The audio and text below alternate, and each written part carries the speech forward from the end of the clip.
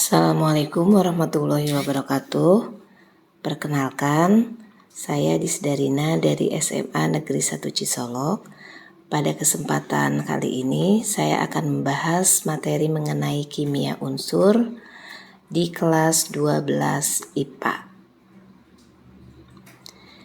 Materi yang akan saya bahas hari ini yaitu mengenai sifat-sifat unsur dari unsur gas mulia dan halogen. Yang pertama untuk unsur gas mulia. Seperti kita lihat dari tabel yang tertera di sini, ada beberapa data fisis unsur gas mulia mulai dari nomor atom, elektron valensi, jari-jari atom, titik leleh, titik didih, energi ionisasi, afinitas elektron, dan kerapatan atau densitas. Untuk nomor atomnya kita lihat mulai dari helium 2, neon 10, argon 18, kripton 36, xenon 54, dan radon 86.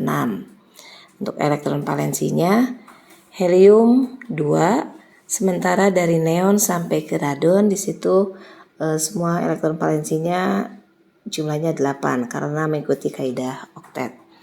Nah, untuk jari-jari atom kita perhatikan dari mulai helium dalam satu golongan dari atas ke bawah, yaitu dari helium sampai ke radon, jari-jari atomnya semakin bertambah. Kenapa semakin bertambah? Karena di situ dengan bertambahnya nomor atom maka jumlah kulitnya juga akan semakin banyak. Nah, untuk titik leleh dan titik didih dari unsur gas mulia dari atas ke bawah dalam satu golongan di situ semakin besar, dan untuk energi ionisasi dalam satu golongan dimulai dari helium sampai ke radon semakin kecil. Begitu juga dengan afinitas elektron dalam satu golongan dari atas ke bawah dimulai dari helium sampai ke radon itu semakin besar. Dan untuk densitasnya dalam satu golongan semakin besar. Adapun sifat-sifat kimia dari unsur gas mulia, yang pertama, radon ternyata dapat bereaksi spontan dengan klorin, sedangkan xenon memerlukan pemanasan atau penyinaran untuk memulai reaksi. Yang kedua, kripton. Kripton di situ lebih sukar, hanya bereaksi dengan klorin jika disinari atau jika diberi loncatan muatan listrik. Yang ketiga, sementara itu helium, neon, dan argon ternyata lebih sukar lagi bereaksi dan belum berhasil dibuat suatu senyawa dari ketiga unsur itu. Terakhir, untuk kereaktifan gas mulia bertambah besar sesuai dengan pertambahan jari-jari atomnya, yaitu dari atas ke bawah. Berikutnya untuk sifat-sifat fisik halogen. Nah, untuk sifat fisik halogen bisa kita lihat di situ mulai dari nomor atomnya.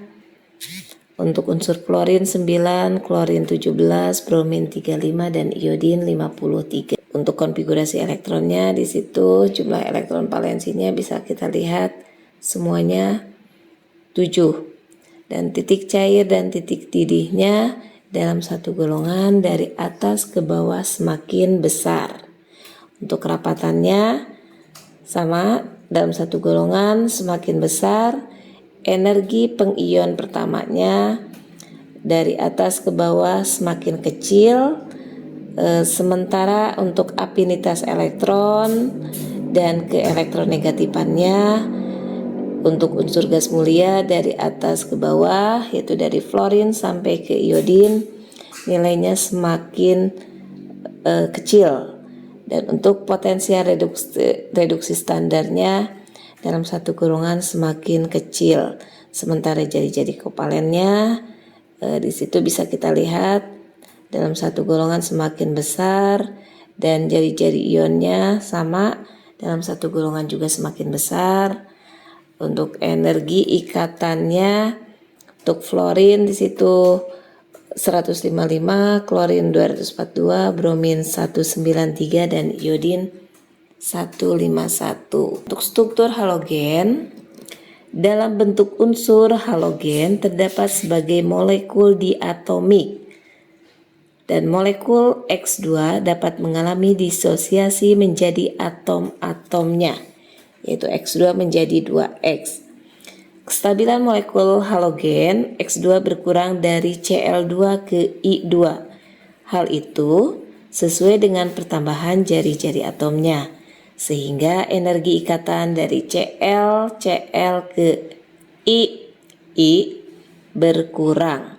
Akan tetapi energi ikatan Ff ternyata lebih kecil daripada ikatan Cl karena kecilnya jari-jari atom fluorin. Untuk wujud halogen pada suhu kamar, fluorin dan klorin berupa gas, bromin berupa zat cair yang mudah menguap, sedangkan iodin berupa zat padat yang mudah menyublim.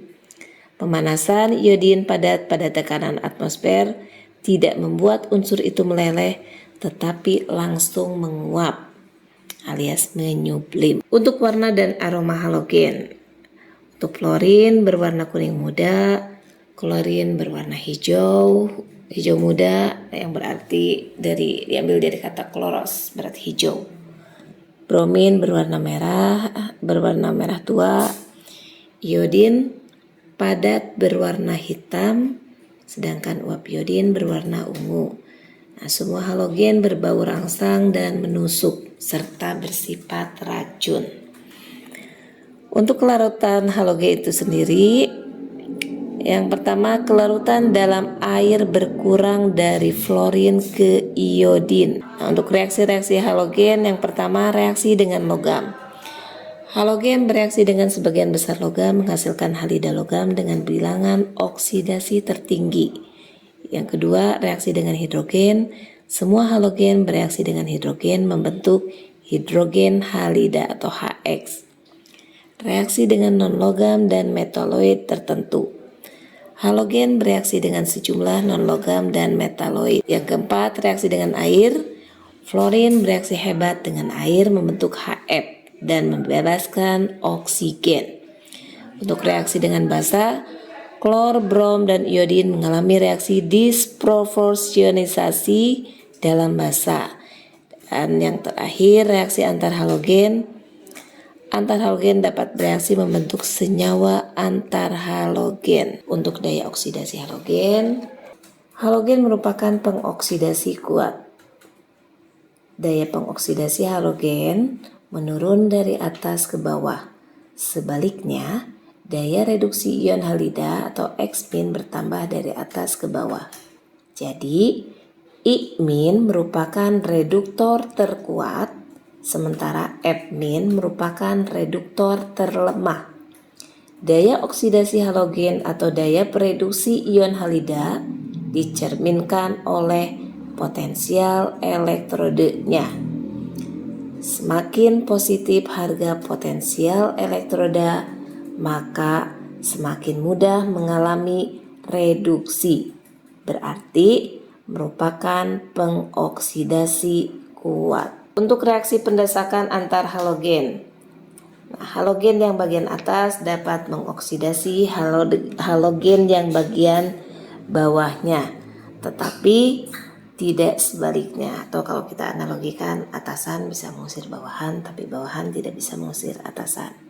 Nah, contohnya di sini, klorin dapat mendesak bromin, tetapi sebaliknya bromin tidak dapat mendesak klorin. Nah, dari persamaan reaksinya bisa kita lihat di situ Cl2 ditambah 2 NaBr menjadi 2 NaCl dan melepaskan Br2.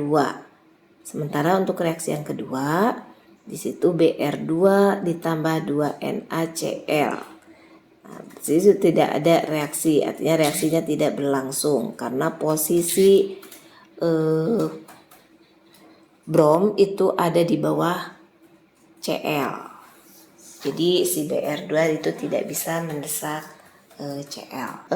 Nah, itu untuk pembahasan mengenai sifat unsur logam, untuk unsur gas mulia dan unsur halogen.